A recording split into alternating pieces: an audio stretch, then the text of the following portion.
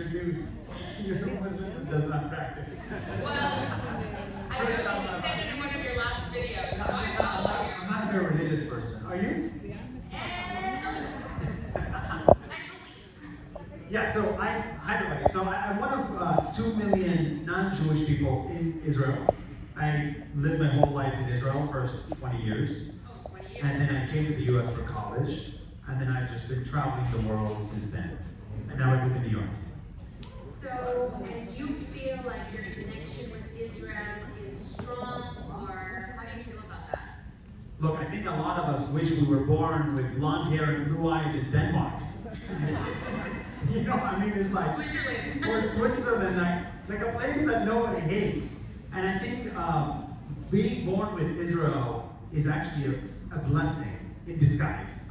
You know, it has been very eye-opening to see reality on the ground, perception and social media. You know, Nas Daily has roughly 70 million followers globally, and many of them don't speak English, and they've never met an Israeli in their life. So just introducing the concept of Israel to millions of people has been a job I was born for, because I have no other countries. Amazing. And I know you were honored last week by Ben-Gurion University, the youngest doctorate, right? Yeah, honorary. I did not study. Honorary. Yeah. But what I find interesting about this is that the youngest honorary doctorate in Israel is an Arab Israeli. Yeah. And I think that's a testament to what happens if we try to integrate. If we try to figure out a way to live together, and this is what happens. We can achieve things. You know, half my company is Jewish Israelis. Maybe like 40% or 30% or something like that. You know, we have an office in Tel Aviv, we have an office in Dubai, we have an office in Singapore. It is, you know, there's so much beautiful things that can happen if we just try to find a way to work together. I see it in a way. Wow, thank you.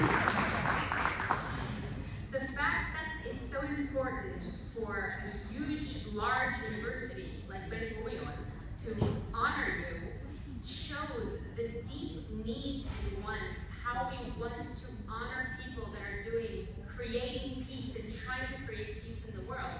Do you feel the same way?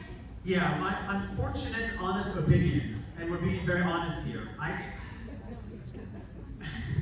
Unfortunately, I think there's a lack of somebody on the other side extending their arm.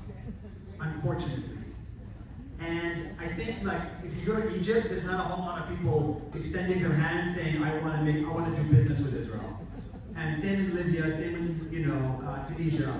But I think there are some places where there is somebody extending their hand, right? I think first of all, the Arab Israelis, I think some of them are extending their hands. The Emiratis are extending their hands.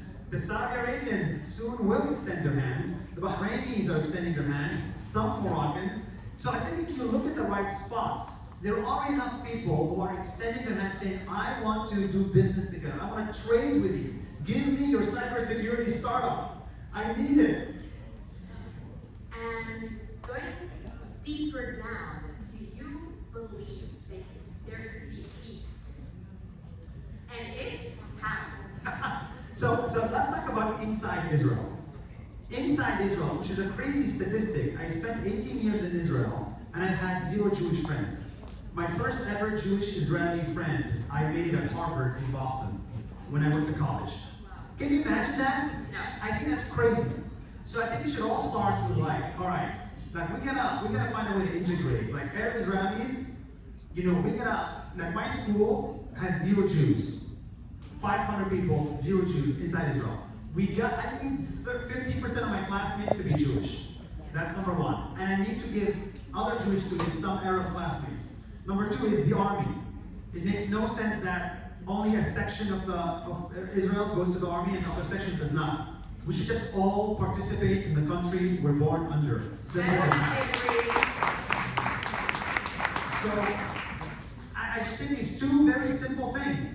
Make a friend that's from the other side and like change your perception. And I'll tell this to people here. Make a friend that's an Emirati in Abu Dhabi. A lot of people here will change their perception too. Definitely. Little changes, small but effective. Yeah. And we're headed into a new decade of AI. Do you believe that there is a way to use AI to fight anti-Semitism and bring worlds together? So that's a very good question. How can AI fight anti-Semitism? Well, I'll tell you the number one problem in the Middle East in the last 30 years. Do you know what it is? It's one word. Help me. Aljazzera. Okay? He gets it. I agree. Alright, what does that mean? Media. Yeah. Media in the Middle East sucks, for lack of a better word. Why? Because it promotes so much anti-Semitism in the Arabic language.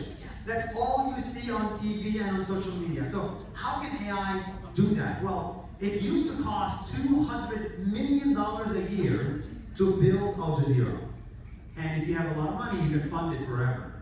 But now with AI, you can literally build an Al Jazeera. You can create unlimited content, unlimited videos in Arabic, with Arabic presenters, all AI, and make it available in Egypt.